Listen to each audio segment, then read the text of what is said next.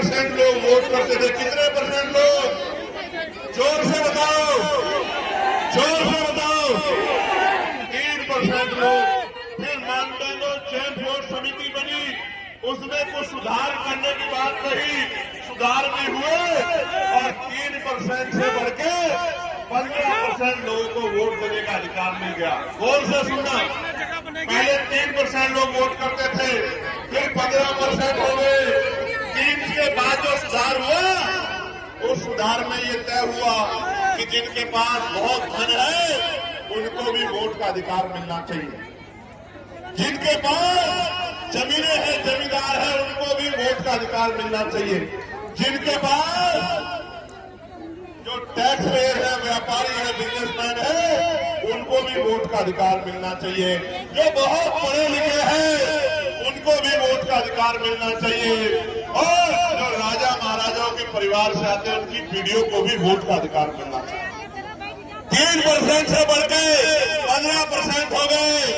15% लोगों में आपको जानना चाहिए, एक भी दलित, पिछड़ा, आदिवासी और कमजोर वर्ग, गरीब समाज का व्यक्ति नहीं था। मैं बताना चाहता हूं, मीडिया के लोग मुझे सुन रहे हैं, हालांकि दिखाना तो आपको वही है जो आप दिखाना चाहते हैं। मैं कोई ऐसी बात कह दूंगा तो आप कहेंगे चंद्रशेखर ने ऐसी बात कह दी। अगर मैं आज कहूंगा तो जरूर आप सुन लेना, आप सुना देना। मैं आपको बताना चाहता हूं, मैं इतिहास की बात कर रहा हूं, मैं इतिहास का स्टूडेंट हूं, मैं वकील हूं। 15% लोगों में देश को जानना चाहिए, एक भी दलित, पिछड़ा, आदिवासी नहीं थे। कौन थे? सामान्य जाति के लोग। कौन थे? सामान्य जाति के लोग कौन थे? सामान्य जाति के लोग। और सामान्य में भी जो गरीब सामान्य थे वो भी नहीं थे। कौन थे? जो मजबूत, ताकतवर, पैसे वाले, संपन्न सामान्य जाति के लोग थे, वही वोट का काम इस देश में करते थे। वही वोट का काम इस देश में करते थे और उन्हीं के द्वारा सरकारें अंग्रेजों के राज में चुनी जाती थी। मैं आपको एक और जानकारी देना चाहता हूं। मेरी माए बहनें बहुत बड़ी पैमाने पे आई हैं अपने बच्चों को आशीर्वाद देने। मैं आपको बताना चाहता हूं, एक भी महिला को किसी भी जाति, किसी भी धर्म की हो, वोट डालने का अधिकार भारत में नहीं था। ये वोट का अधिकार कैसे मिला? किसने दिलाया? ये वोट का अधिकार 1919 के बाद बाबा साहब अम्बेडकर ने बहिष्कृत चित्कानी सभा बना के और मेमोरेंडम दिया और उस मेमोरेंडम की जांच करने साइमन कमीशन आया और साइमन कमीशन की रिपोर्ट के आधार पर गोलमेज कॉन्फ्रेंस हुआ और उस गोलमेज कॉन्फ्रेंस में बाबा साहब अम्बेडकर ने आपको, मुझे और मेरे जैसे करोड़ों लोगों को वोट का अधिकार दिलाने का काम किया। देश की हर महिला को वोट का अधिकार दिलाने का काम किया। इसलिए समझो, ये वोट हमें मांगने से नहीं मिली मेरे लोगों, मेरे भाइयों, मेरे बड़े अभिभावकों, मेरी माँ, मेरी बच्चियों, मेरी बहनों, मेरी दादियों, चाचियों, ये वोट का अधिकार बाबा साहब अम्बेडकर के 4 बच्चों की कुर्बानियों से मिला है। मेरी बात को आप याद रखना। और आज एसआईआर के जरिए मुख्यमंत्री जी ने कहा 4 करोड़ वोट कट गए हैं और अब जब एसआईआर का आंकड़ा आया तो 2.89 लाख लोगों का वोट कट गया। 2.89 लाख लोगों का वोट कट गया। मैं ये पूछना चाहता हूं कि अगर 4 करोड़ वोट की बात मुख्यमंत्री ने कही तो मुख्यमंत्री ने झूठ बोल के प्रदेश को गुमराह क्यों किया कि 4 करोड़ वोट कट गए? और अगर 4 करोड़ वोट कटे थे तो ये 1.25 करोड़ वोट किसके हैं जो बढ़ाए गए हैं चुपचाप पिछले दरवाजे से? इसका जवाब उत्तर प्रदेश की सरकार को देना चाहिए। प्यारे साथियों, ये वोट का अधिकार है तो आपकी गलियों में बड़े बड़े महले वाले, बड़ी बड़ी गाड़ियों वाले, बड़े हेलीकॉप्टर वाले, बड़े बड़े कुर्तों वाले, जिनको आपसे बदबू आती है तो वो आपके भी मोहल्लों में आ जाते हैं, आपकी गलियों में आ जाती है। जहां गाड़ियां नहीं जाती, जहां मोटरसाइकिल नहीं जाती, जहां कीचड़ है, जहां सड़क भी नहीं, जहां रेत है, गारा है, वहां जहां हमारे लोग पैर को ऊपर, पजामा ऊपर करके निकलते हैं, वहां भी लोग आते हैं चुनाव के समय, क्योंकि बाबा साहब अम्बेडकर ने आपको वोट का अधिकार दिलाया। इसलिए वोट का अधिकार आपसे चला गया। कोई गरीबों की बस्ती में नहीं आएगा। मेरी बात को आप याद रखना। अभी बांग्लादेश में दीपू दास की पीट के हत्या कर दी जला के। मीडिया के लोगों ने बड़ा हल्ला मचाया। मुझसे भी कई मीडिया के लोगों ने कहा, मैंने उसने अपनी बात में रखी।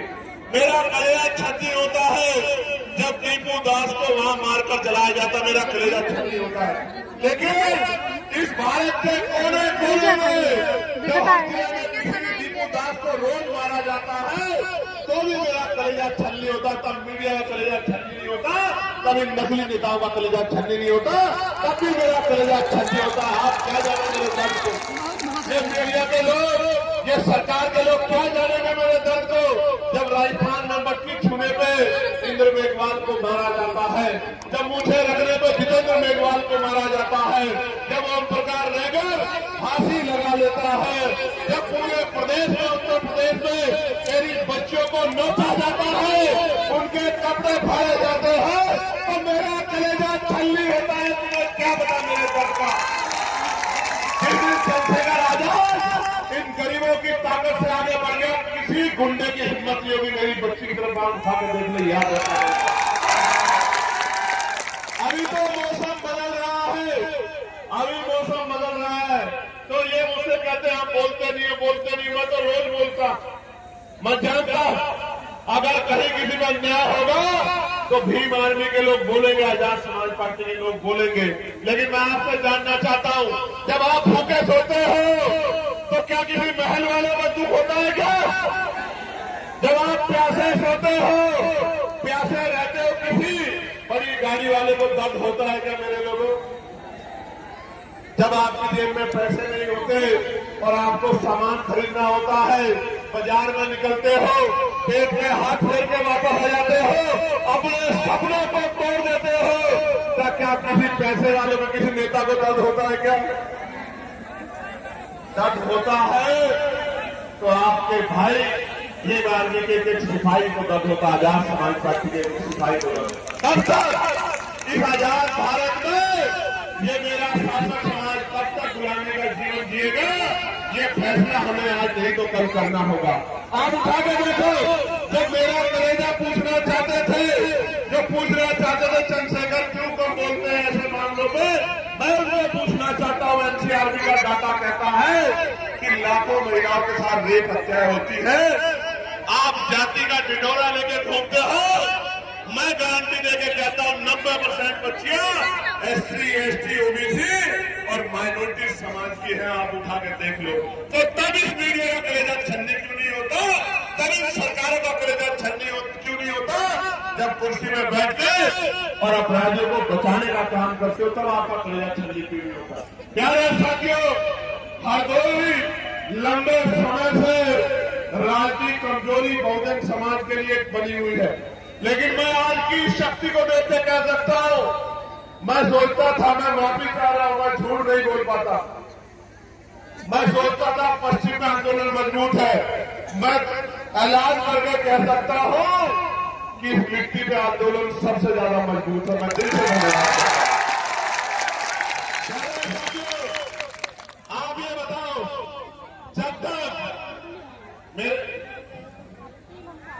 जब तक आपकी जेब में पैसा नहीं आएगा, गौर से सुनना मेरी बात, जब तक मेरे भाइयों, जहां तक आवाज जा रही है, जहां जिस हालात में उसी में सुन लो, क्योंकि अगर एक दूसरे को बिठाने के चक्कर में पड़ोगे तो चीजें खराब हो जाएगी। आपको अगर सुई भी लगेगी तो मेरा कलेजा छती होगा, आप मेरी पीड़ा को समझें। मैं आपको पूछना चाहता हूं, जब तक इस नौजवान की जेब में पैसा नहीं आएगा, जब तक पढ़े लिखे नौजवान को नौकरी रोजगार नहीं मिलेगा, आप बताओ हमारे हालात कैसे बदलेंगे? बताओ क्या बदल सकती है? देखो मेरी बात को, आजाद भारत है ना, सबको बराबर का अधिकार कहता है ना संविधान, अवसर की क्षमता है ना। मेरी माँ यहाँ बैठी है, मेरी माँ हाथ उठा के बता दें, अगर जिन माओ ने हवाई जहाज का सफर किया, जरा एक बार हाथ उठा के दिखा दें। क्योंकि अब मेरी माँ को हवाई जहाज का सफर करने के लिए अवसर नहीं मिलना चाहिए? क्यों नहीं मिल रहा आपको पता है? ये हवाई जहाज, ये हेलीकॉप्टर, ये अमीरों के जेब का सामान है, गरीबों के जेब का नहीं। समय बदलेगा, समय बदलेगा। मेरी बात को याद रखना, जो आज तक ट्रेन के डब्बे में नहीं चढ़ी एसी वाले में, उस अपनी माँ को, बहन को हेलीकॉप्टर हवाई जहाज में बिठाने का, उसको सम्मान दिलाने का काम उनके बच्चे करेंगे। लेकिन ये पहली बार नौजवानों से कर रहा था। मैं नौजवानों से पूछना चाहता हूँ, जब धीरे धीरे आरक्षण खत्म हो जाएगा, सरकारी नौकरियां खत्म हो जाएगी, तो आरक्षण स्वेतर खत्म हो जाएगा, तो इस देश में जहाँ इतनी गैर बराबरी जाति धर्म के नाम पे, तो आप गरीबों को कुर्सी पे कौन बैठ देगा। इसलिए मैं पार्लियामेंट में बिल लेके आया कि निजी क्षेत्रों में आरक्षण व्यवस्था लागू होनी चाहिए। आप बताओ, होनी चाहिए नहीं होनी चाहिए? जोर से बताओ, होनी चाहिए नहीं होनी चाहिए? तो अगर आप मानते होनी चाहिए, तो अब आप जनवरी के बाद तैयार हो जाना। हम लोग निजी क्षेत्रों में SC ST OBC के लोगों को आरक्षण मिले, इसके लिए हम लोग पूरे प्रदेश में यात्रा करने का काम करेंगे। तैयार होने होगा। और सुनो, जितना बैकलॉग बाकी है उसको हम लोग भरवाने का काम करेंगे। मेरी बात को आप याद रखना। जब राजकाज बनेगा, बड़े बड़े हाईवे बनते हैं, बड़े बड़े मॉल बनते हैं, जमीन अधिग्रहण की जाती है, मैं आपको विश्वास दिलाकर कहना चाहता हूं, जैसे आज की सरकार ने बिहार में 1 रुपया लीज पे 100 साल के लिए 1 एकड़ जमीन और 1000 को देने का काम किया है, तो मेरे राज्य तो मैं आपको विश्वास दिलाता हूँ, राजकाज बनेगा। जिस गरीब पे जमीन नहीं है उसको हम लोग अखबार करके जमीन दिलाने का काम करेंगे। मेरी बात को आप याद रखें। यानी कि हर परिवार को रोजगार से जोड़ने का काम करेंगे। मैं तो पार्लियामेंट में आशा बहनों की वेतन वृद्धि, आंगनबाड़ी बहनों की वेतन वृद्धि, भोजन माताओं की वेतन वृद्धि, शिक्षा मित्रों की वेतन वृद्धि, अनुदेशकों की वेतन वृद्धि, PRT के जवानों की वेतन वृद्धि, होमगार्ड भाइयों की वेतन वृद्धि, पंचायत सहायकों की वेतन वृद्धि, चौकीदार भाइयों की वेतन वृद्धि, सबके लिए मैं पार्लियामेंट में आवाज उठाने का काम करता हूं। और पुलिस के जो भाई है, इनको 8 घंटे की ड्यूटी मिले, सप्ताह में 1 दिन छुट्टी मिले, बॉर्डर स्कीम खत्म हो, वेतन की संख्या दूर हो, बीएड के भाइयों को, जो बीएड करे भाई हैं, उनको अध्यापक की नौकरी मिले, PTC के भाइयों बहनों को नौकरी मिले, इसके लिए मैं पार्लियामेंट में लगातार आवाज उठाता हूँ। लेकिन जब हमारी संख्या कम है, जब मैं आवाज उठाता हूँ, तो वो सोचते इस राज्य को दबा दिया जाए। कोई अधिकारी मुझे फोन करके कहता है कि आपकी संस्था छीन लेंगे। मैं उनसे यही कहता हूँ हाथ जोड़ के कि वोट का अधिकार बाबा साहब ने दिया था, और वोट देके इन लोगों ने पार्लियामेंट में भेजा है। वोट देके कामयाब बनाना या कमजोर करना वो इनके हाथ में है। इनको फैसला करना है कि ये क्या चाहते हैं। आप ये बताओ, आजाद समाज पार्टी को मजबूत होना चाहिए नहीं होना चाहिए? बताओ, आजाद समाज पार्टी की ताकत बननी चाहिए नहीं बननी चाहिए? देखो, आज किस तरह के दिन आ गए हैं कि मध्य प्रदेश में संविधान निर्माता बाबा साहब अम्बेडकर का पुतला जलाया जा रहा है। क्या ये तकलीफ दे है या नहीं? बताओ, क्या हमारे सीने में आग लगनी चाहिए नहीं लगनी चाहिए? मैंने सरकार को चैलेंज किया है कि अगर 72 घंटे में उन पर अपराधियों में कार्रवाई नहीं हुई तो मैं पैदल ही ग्वालियर के लिए निकलूंगा और किसी कीमत पे पीछे हटने वाला नहीं हूं, क्योंकि हम अपने महापुरुषों का साथ किसी भी कीमत पर नहीं सहेंगे। प्यारे साथियों, लड़ाई गंभीर है, समय कम है, काम ज्यादा है, नौजवानों की तरफ देश देख रहा है। एक वो लड़ाई थी जो आजादी का संघर्ष था, जो शहीद आजम सरदार भगत सिंह जी ने, पंडित चंद्रशेखर आजाद जी ने, सुखदेव जी ने, तमाम हमारे क्रांतिकारियों ने लड़ने का काम किया। और एक तीसरी आजादी का संघर्ष, अधिकार पर संघर्ष, और भीम आर्मी आजाद समाज पार्टी के नेतृत्व में शुरू होने वाला है। मैं चाहता हूं कि ये आंदोलन कामयाब हो और 75 साल की ये जो बेबसी लाचारी संविधान के बावजूद भी है, ये खत्म हो। लेकिन ये तब तक खत्म नहीं होगी जब तक आप लोग मन पक्का नहीं करोगे। बताओ, मेहनत करोगे नहीं करोगे? घर घर निकल के बूथ कमेटी बनाओगे नहीं बनाओगे? मेरी बात को घर घर तक पहुंचाओगे नहीं पहुंचाओगे? अपने संगठन को मजबूत करोगे नहीं करोगे? अपने झंडे डंडे को घर तक पहुंचाओगे नहीं पहुंचाओगे? भाईचारा बनाए बगैर हम लोग कामयाब नहीं हो सकते, इस बात को आप समझो। अगर भाईचारा नहीं बनेगा बहुजन समाज में तो लड़ाई आगे नहीं बढ़ेगी। भाईचारा बनाओगे नहीं बनाओगे बताओ? मेरी बात पे गौर करो मेरे नौजवान साथियों। हमारी माए हमारा पेट पालने के लिए तमाम तरह के प्रयास करती है। कोई फैक्ट्री में काम करती है, कोई घर की सफाई करती है, कोई खेत में काम करती है। मेरे दिल में ये तकलीफ होती है कि जिन माओ को जो है इज्जत सम्मान की जिंदगी मिलनी चाहिए थी उनको पूरा नहीं पा रहे। मैं आपको विश्वास दिलाता हूँ, आपके क्षेत्रों में उद्योग धंधे लगा के राजकाज बनने के बाद माओ को घर तक रोजगार दिलाने का काम किया जाएगा। इस बात का मैं आपको विश्वास दिलाता हूँ। नौजवान भाइयों को रोजगार दिलाने का काम किया जाएगा। पुरानी पेंशन को बहाल कराने का काम किया जाएगा। SC ST OBC के कर्मचारियों को प्रमोशन में रिजर्वेशन दिलाने का काम किया जाएगा और गरीबों के आंखों आंसू पूछने का काम किया जाएगा। लेकिन ये तभी संभव है जब आप सड़कों पर, तो मैं आपकी क्षमता को देखता हूं, मोटरसाइकिल दौड़ाते हैं, तो मैं डरता हूं किसी को चोट न लग जाए। कोई मां ये ना कहे कि मेरे बच्चे को चोट लग गई, मेरे भाई को चोट लगी, मुझे तकलीफ होगी। लेकिन मैं आपसे आग्रह करता हूं, बहुत समझदारी से आया जाया करो। हमारे महापुरुषों ने अपने बच्चों का बलिदान हम लोगों को इज्जत की जिंदगी दिलाने के लिए किया है। अगर आप लोग डटोगे नहीं तो बात आगे नहीं बढ़ेगी। ये जो नीला पट्टा पहन के ये जो नीली फौज बैठी है, जरा लाना वो बात, यही सीतापुर वाला कोई बोला था ना कुछ सीतापुर वाला कोई बोला था ना, छोड़ो कौन था, इस बात में मत जाओ। उनको उन सबके लिए मैंने नीला बात तैयार किया। कहा जरा लाना जरा उनको दिखा दो। मैं उनको बताना चाहता हूं कि ये 12 साल के चीते बाबा